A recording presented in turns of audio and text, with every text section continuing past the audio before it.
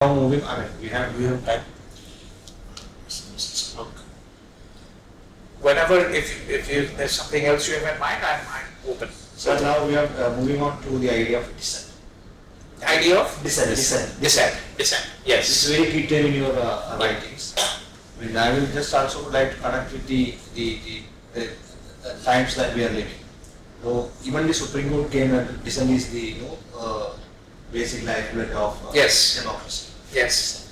Safety valve of Indian democracy. So dissent has a very lauded meaning, very enriched meaning in our times that we live. Yes. So how do you define, and in what sense do you define dissent? What are the ways that you employ dissent in your writings? Yes. Dissenting knowledge, dissenting tradition, dissenting culture. So you Yes. can just elaborate briefly on the idea of dissent. Yes. Well, they're yes. This. I have told that 10 years back, Ashish Nandi came here to these people. He was also focusing on the question of dissent and how dissent can be locate a place in our society, etc. So, Yes. you both, because you have a lot of, both of you have a lot of Yeah, the book discussions. on dissenting features. No? Yeah. Yes. dissenting views. Yes. Yes. Yeah. Yeah. All right. So I will try to explain things in my own language. I mean, there's some overlap. We've worked together on many of these, and of course he's worked on these even longer than I have. I mean, I've been. I wouldn't go so far as to say that I became interested in the question of dissent, and that it became central to it after meeting him or reading him. I think I had an interest in that some years before, which is why I was led, in a sense, to him. And in particular to a book called The Intimate Enemy, which I think is one of the masterworks of our times, But let me begin in a different way. Let me begin from my location. Namely that I am a university professor. And the university has very often been seen as the site of dissent, as a potential site of dissent. Let us recall for example, the late 1960s, when we know that there were protests at universities, not just in the United States, but in many countries. And we know that in many countries, when an authoritarian regime comes into power, one of the first things it attempts to do is to eliminate intellectuals and university professors, for example. The massacre of East Pakistanis intellectuals, the shelling of Dhaka University by the West Pakistani army, which eventually culminates, of course, in the 71 war that we all know about, is another illustration of that. And one, incidentally, that almost outside what is called South Asia, and even within South Asia, very few people talk about. Outside South Asia, it's virtually unknown, I can tell you. Virtually unknown, but I think the point is well established, right? That there is a general sense in many countries that the university is a site of dissent, more so than certainly many other places. Far more so, obviously, than the Modern Corporation or Wall Street or the Lal Street, and Bombay, whatever the case may be. Now, I think today that view is misplaced. Today. And I say this with a great deal of regret and sadness, since I'm located in a university, that the supposition that the university will be a site of dissent, I think, is far from being the case today. Right? So, before I get to dissent, I want to just say a little bit more about the institution of the university. Of course, I'm aware of the fact that there are national differences, and that the discussion we might have in India and what we might have in the US would be quite different. I think in India, incidentally, most people see the US as a place where the university culture flourishes. But someone like Ashish Nandi and someone like myself, my view there, we may have reached the same conclusion, but I'm an insider to that, and he's an outsider. Because I've been located in the American university for 40 years. I did all my degrees from American universities, and I taught at an American same university, UCLA, for 25 years, right? But we may have reached the same conclusion about whether in fact the American university is what it is made out to be, right? So let me address that briefly, and you'll see how that leads perforce to the question of dissent. In India, although the problems we have with the universities did not originate with the present government, the Modi government, they have become much worse, much worse. And in fact, I would say that there is an explicit agenda to actually gut public institutions, to destroy institutions such as Delhi University and JNU.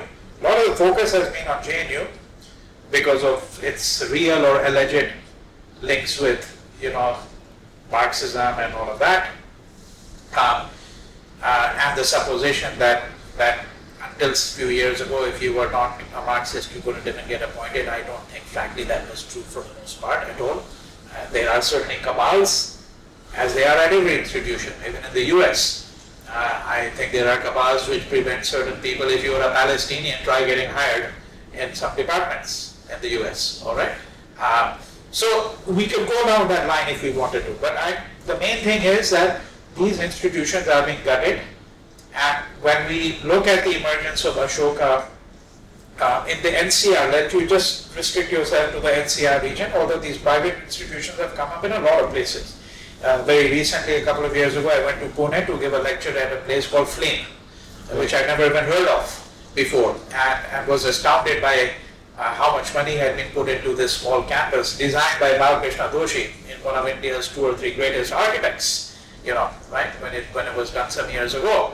But in the NCR region, we know that there are several. There's Ashoka, there's Jindal, there's Shiv Nadar, South Asian University, there are a number of engineering institutes.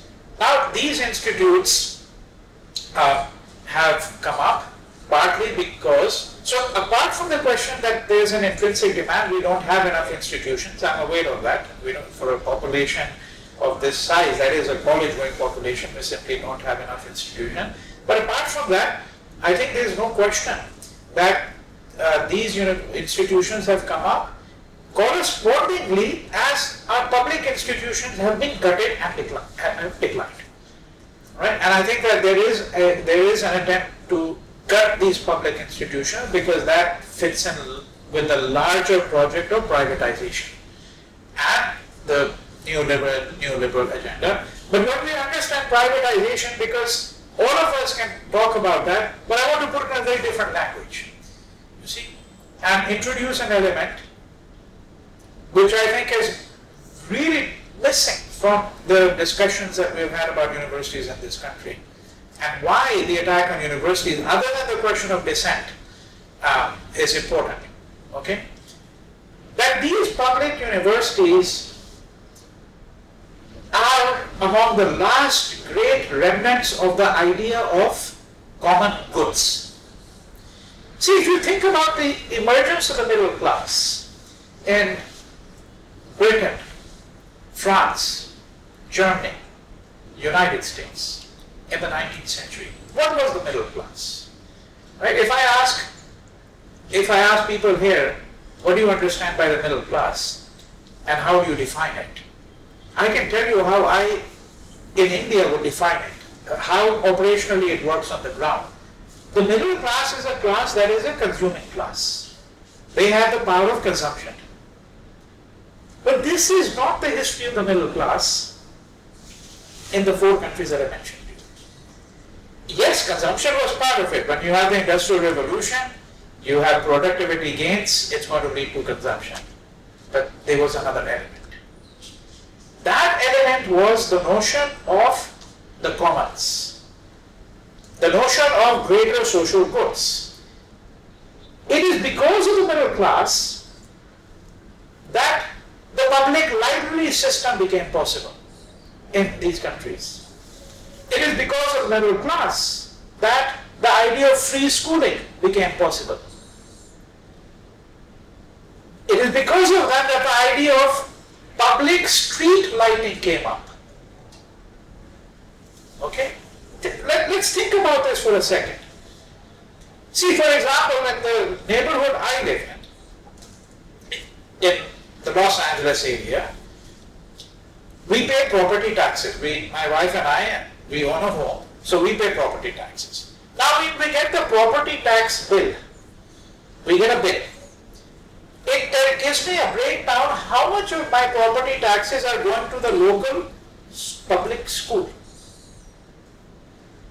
Now imagine, and that would actually be a fact, you don't have to imagine, that half the people living in that area don't have any children, but they're still paying that. You're still paying it, whether you have a child or not.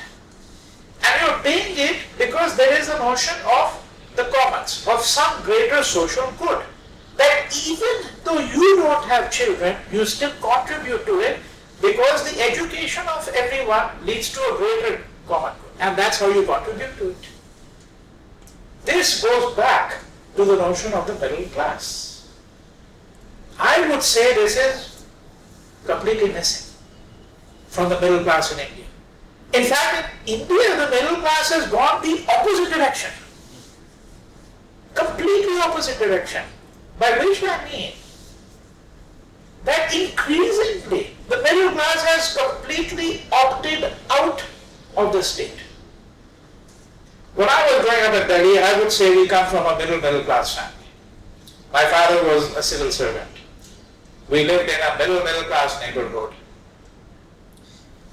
The postman used to come, it sounds unbelievable to me today, used to come sometimes 3 times a day to deliver mail. And I remember this vividly because I used to get, when I was 18, 19, 20 years old, whatever, I used to subscribe to 20 journals. And so and letters coming from friends, you would look eagerly for the next installment of EPW or whatever it was. And gradually that decreased. Now they barely even come. In fact, I don't know anyone in the middle class who actually uses the Indian Postal Service, because anytime they want to send something, courier. They don't use it. They don't use public transportation because everyone drives. You don't use MTNL because you have Airtel. Right? You take every possible, and do you think they go to the CGHS hospital or the public dispensary? Of course not. They go to a private hospital, they go to Max or Fortis or whatever the case may be. In every sphere of life, they are completely opted out of the state. Now, you'll see the connection that I'm going to draw. Okay? So what I'm saying to you is that one of the most significant developments was that in India, this middle class was actually what fed TU, GNU, all of these institutions. Now this class itself is opting out with the encouragement of the state. The state is getting the institution, the middle class is also opting out. I mean, in the circles that I know in a place like Delhi, so let's say friends of mine whose children are, are taking, let's say 3-4 years, sought admission or are now seeking admission, most of them don't even bother applying anymore. They either will apply to Ashoka or they'll apply to Harvard, Berkeley, UCLA. It's like there's nothing else. This is what it's come to. So the universities have been gutted, and these private institutions are not going to create a model of dissent, because these private institutions have been set up. I've heard all the platitudes, they want to create world-class excellence, all that, whatever that might mean. Because of course I was teaching at what is supposedly a world-class institution. I have some very serious doubts about what that phrase means and whether any institution should be able to claim it so easily. Right? But that would be a very large subject. Right? That what I'm suggesting simply is that this question, we have to first understand that the university is a very different beast than it used to be. Right? Now, the other thing that the universities does, and I'm saying in India, when we look at the first set of considerations, I'm saying that the university's history has changed. It is no longer serving the public, it is no longer emulating the notion of the social good, all of that, right? But there is a deeper problem. And the deeper problem is, what are the categories through which we think about the world? What is a university? How are universities framed? Universities are framed through departments. Departments are largely based on disciplines, right? Now, this is not the time to get into the whole history of how the modern university in Germany and in Britain came into existence and how we decided to parcel out knowledge in certain ways. But when I teach my undergraduate class, I say to them, we spend 10 minutes. I say to them, all right, let's think of it this way. Now, there is some simplification involved in what I'm going to say here, but you'll see what I mean. That the university is, I think you will agree, fundamentally based on the idea that there are disciplines and that one gets trained in a discipline. When you work in more than one discipline, then you are supposedly interdisciplinary. I have my own private definition of that, because I often argue that the person who is doing interdisciplinary work will duplicate the follies of each discipline in his work. So if they're using 3 disciplines, they'll duplicate the follies of all 3, disciplines. Okay? But in the social sciences, we have history, we have geography, we have psychology, right? We have anthropology, we have sociology, economics. So let's take 4 or 5 of these. So I spent 10-15 minutes. So I asked my students, give me one word that history deals with. One word, what does it deal with? And somebody will say culture, somebody will say, the past, okay? And of course the one word. And of course, I just explained how temporal categories and spatial can be translated into each other. But let's say the one thing it deals with, at least overtly, is the notion of time. Geography, notion of space. Anthropology, what does it deal with? One word. And no student has ever given me what I would consider to be again with the qualification proviso that there's something, it deals with the other. The other. It's a colonial discipline. You don't, when you study yourself, you're not an anthropologist, you study the other. And usually it was the primitive other, or the uncivilized other, or the whatever. An Indian going and writing a book in the 19th century on America would never have been considered an anthropologist. And I'm not saying I agree with that, but I'm saying that the anthropologist was always coming from Europe or America to study us or the Polynesians or the Melanesians or the Africans. So then said, what's the difference between the sociologist and the anthropologist? The sociologist studies his own. So if you're an American and you're studying the structure of white working class families and their culture, you're a sociologist. But if you're studying the working class culture of the mill worker in Gurgaon, and you come into America, you're an anthropologist. So, sociology is study of the self, one's own, the anthropology the other, and then of course psychology, the soul. Right? So I say, okay, this is, because I'm trying to explain how the disciplines got carved out. Right? There's a long, complicated history of how they got carved out, and we know that there are overlaps and so forth and so on. Now each of these disciplines creates its categories. Each of them creates its categories. And fundamentally what happens is you work through those categories to try to understand the world. And so when it comes to the question of dissent, the fundamental problem is that the categories of the social sciences, as they developed there, were all basically implanted onto these different contexts, whether it was India or Africa, whatever. So we basically think the world through the categories of that discipline. But those categories of that discipline were created not with an attempt to understand these societies, they were created with an attempt to understand those societies. Let me give you one illustration. this goes back, it will tie in with the whole question of history. Okay? So when we do history, no matter where we do it in the world, if you're in a history department, generally history is divided into 3 periods. Right? Ancient, medieval, modern.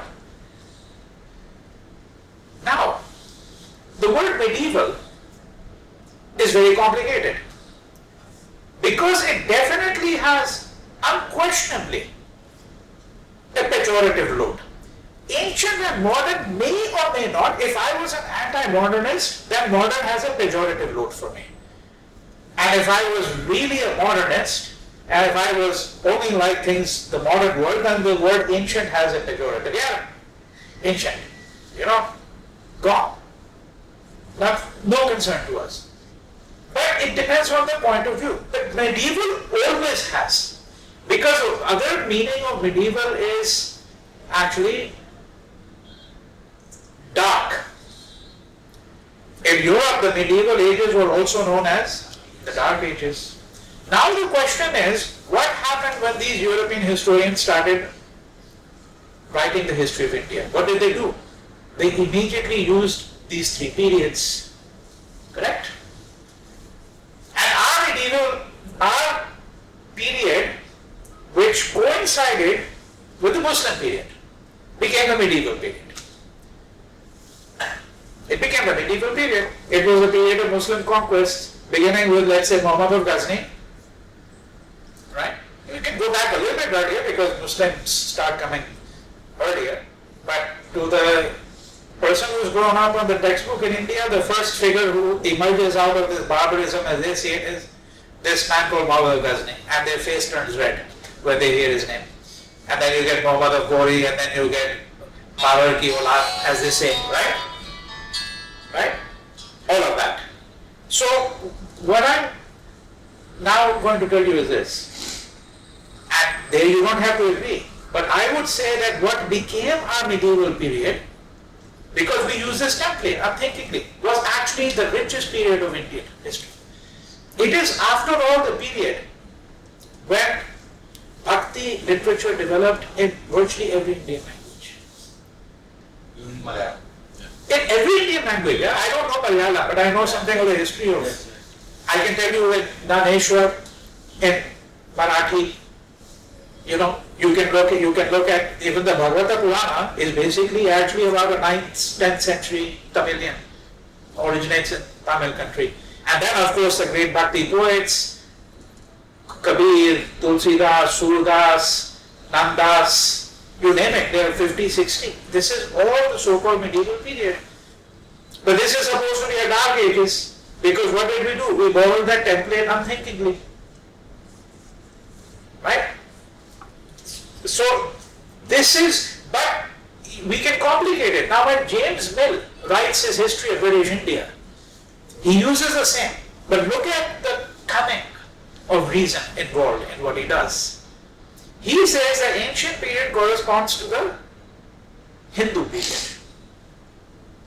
The medieval period corresponds to the Mohammedan or Muslim. Now, logically speaking, the modern period should correspond to what? By this, what would you say? Huh? No. You are using his argument. Yeah. Imagine you have to criticize him. What would it be logically? If the ancient corresponds to Hindu, the medieval corresponds to Mohammedan, what does the modern period correspond to? Christian. Christian. After all, the British were a Christian power. But he cannot see that, because he is now a secular nationalist. And he doesn't want to suggest that the British are coming to India as a Christian power. That's the coming of reason. He simply says the modern period is the British period of Indian history. But that's not what it is, by his own logic. Because the suggestion is that religion, we've left it behind. I, James Mill, am part of the inheritance of enlightenment. And I've left behind religion. I've left it behind. So what he's doing here is, he is now suggesting that the British are coming to India, but they ought to be viewed as a Christian power, as a religious power. And I'm suggesting that there is a cunning of reason involved here, right? So, the question of dissent now, I mean, we can understand it in many other registers, but I'm saying to you the fundamental problem is that when we do scholarly work here in India or in Africa, we are essentially almost invariably using the templates that have come to us from there. And I know the arguments. I know that somebody will say, yeah, Foucault is no longer French, he's been universalized, Marx has been universalized. I've heard that.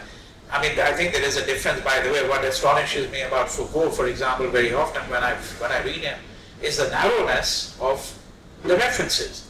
I mean, the references are all largely drawn from French history, French intellectual history, political history. Yes, there will be maybe some citations from other European languages once in a while, but it's the narrowness of the word in many ways that also, I think, is an interesting set of problems. I'm not saying that there is nothing to be derived from reading him. I'm not saying that even remotely. I've had great pleasure. I've learned a lot, But I think that when I speak about templates, I'm not speaking just about this or that writer. What I'm speaking about is how we comprehend the world and the categories we use to comprehend the world, make sense of a certain phenomenon, And I think in every sphere we see how we've capitulated. I've seen the change, random example, I've seen the change in Indian television. It's not simply that it's become there's shouting matches on all of these, at least in the Hindi channels, which is enormous shouting matches that take place. But all of this it's like this freestyle of wrestling that they have, which is all made up. Okay, what is it called? World Wide Federation. You know what I'm talking about, right? It's like that. And it's what the American channels were doing 20, 25 years ago. We just simply took that model and just planted it on. We took that figure of the anchor and now we have an anchor hit. Everything is just done in a fashion of sheer mimicry, very often. And so, when we think of dissent, now of course, as I said, I understand there's dissent in many others, what about the farmers, is what's happening to them, where is it, but those are very large questions. Here I'm looking at it in relation to the questions we began with, about, history, modes of thinking, and so I've confined my answer really to that set of questions, rather than opening it out into,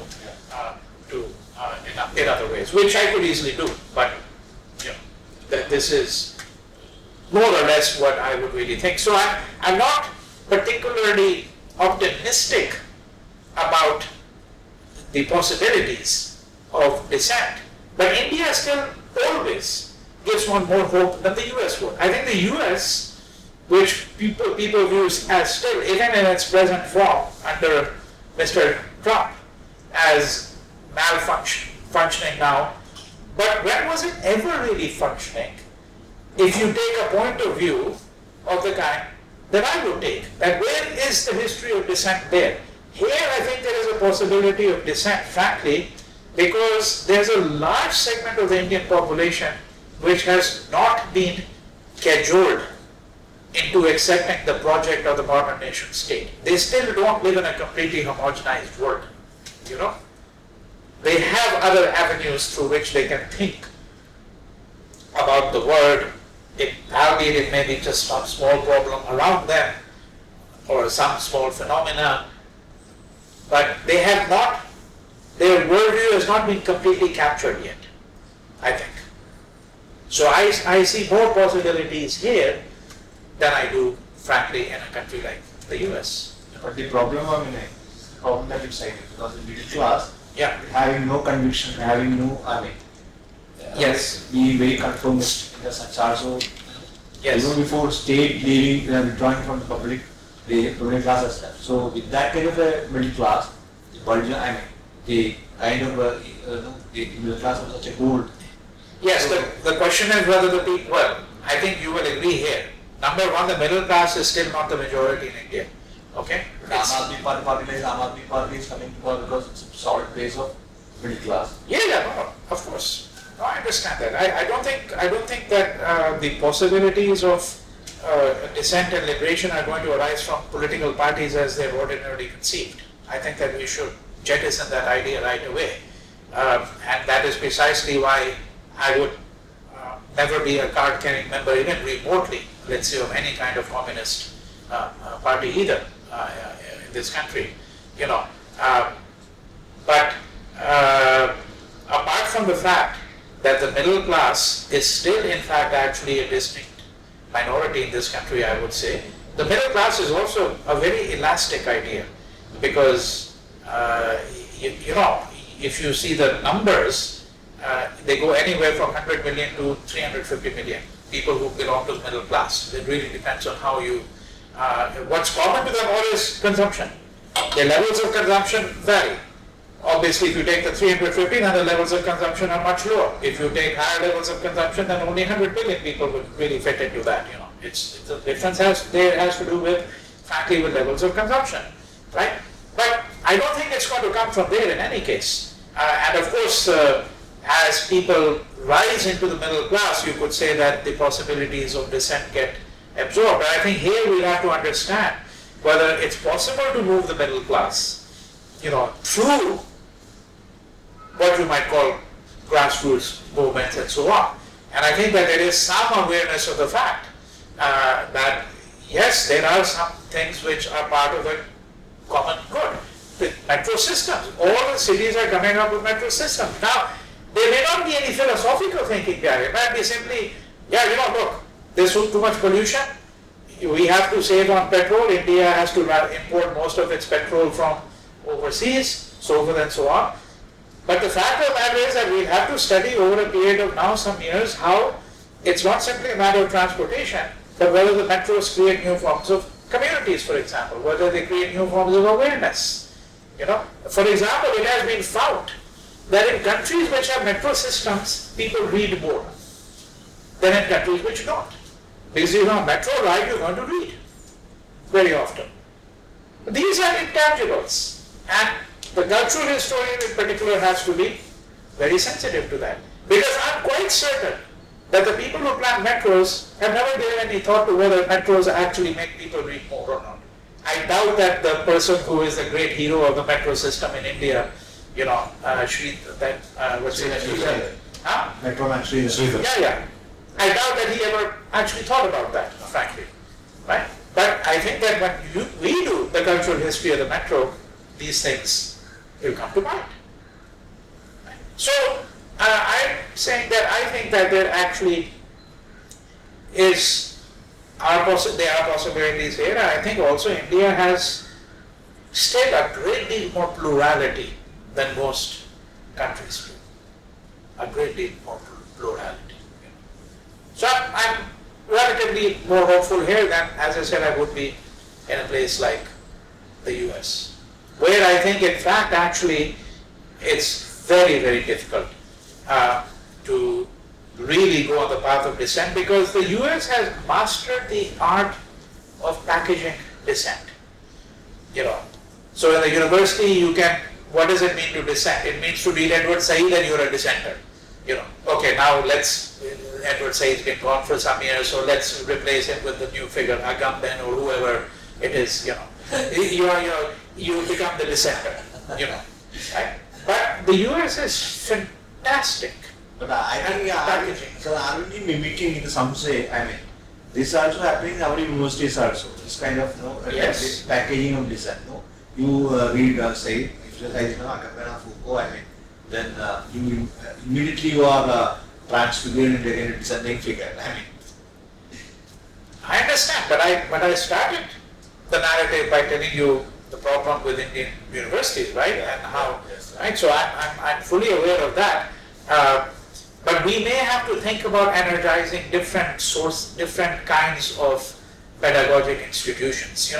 our and Rabindranath was thinking about that when he set up Vishwa Bharati. You know, it wasn't simply a matter of saying, well, I'm going to create an institution which is going to be more attuned to, India, and it'll be a hospitable ground for Indian nationalism and Indian artists, many of whom became associated with the whole Shantiniketan school and Nandal Bose and people like that. It also had to do with this idea that why do we confine our instruction only to the classroom, for example, to this confined space, right? So what have been the sites of instruction, the sites of pedagogy? I think these are questions that we're going to have to seriously revisit. And one could interpret everything I've said as saying that in fact in India the task is nearly impossible given what the state is doing to the university. But perhaps if these traditional institutions, traditional meaning within the modern world, the university, if these are collapsing in some ways, perhaps different configurations will arise. That's what we'll have to work towards. Yeah.